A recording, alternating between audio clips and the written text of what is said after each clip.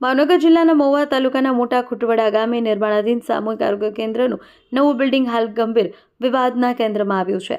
કરોડો રૂપિયાની સરકારી ગ્રાન્ટ બની રહેલા આરોગ્ય કેન્દ્રના બાંધકામમાં અતિ નબળી અને જોખમી ગુણવત્તાનું આરસીસી કામ કરવામાં આવી રહ્યું હોવાના ગંભીર આક્ષેપ સામાજિક કાર્યકર્તા તથા પત્રકાર રમેશ ઝીંઝુવાડિયા દ્વારા કરવામાં આવ્યા છે.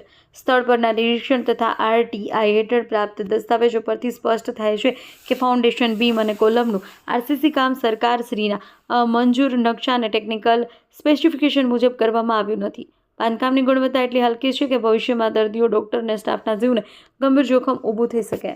આ મામલે સૌથી ચોંકાવનારી બાબત એ છે કે જવાબદાર ઇજનેરો અને સુપરવિઝન અધિકારીઓને ખામીઓની જાણ હોવા છતાં આજ દિન સુધી કામ કરવા રોકવામાં આવેલ નથી. ખામીયુક્ત આરસીસી તોડી ફરીથી યોગ્ય રીતે કામ કરવાને બદલે કોન્ટ્રાક્ટરને ખુલ્લી છૂટ આપવામાં આવી રહી હોવાના આરોપ છે, જેમાં કારણે અધિકારી અને કોન્ટ્રાક્ટર વચ્ચે સાંઠગાંઠ હોવાની ગાઢ શંકા ઊભી થઈ છે.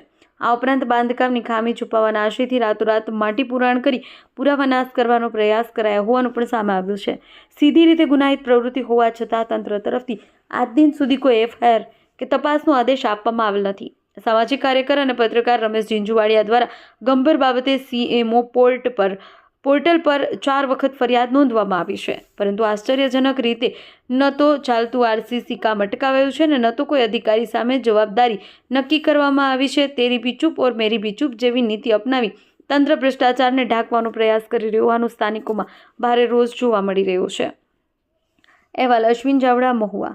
રમેશ ઝીંઝુવાડિયા, ગામ મોટા ખટોડા, તાલુકો મહુવા, જિલ્લો ભાવનગર.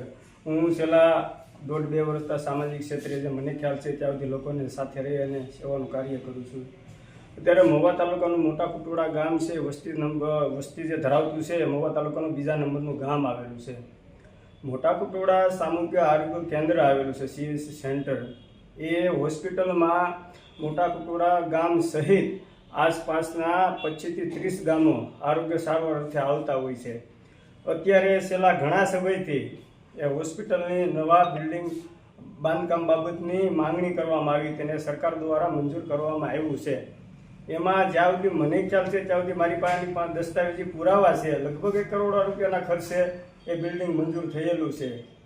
પણ અત્યારે તમે આ જે દ્રશ્યો જોઈ રહ્યા છો વિડીયોમાં કે આ જે કામ હાલી રહ્યું છે બીમ કોલમનું, એમાં લોટ પાણીને લાકડા થાય છે. તો સરકારને મારી નમ્ર વિનંતી છે કે ખરેખર કરોડો રૂપિયાનું આ જે ધવાડો થઈ જાય છે એના ઉપર સુપરવિઝન કરી અને કાયદેસરની કાર્યવાહી કરવી જોઈએ, આવી મારી નમ્ર વિનંતી છે.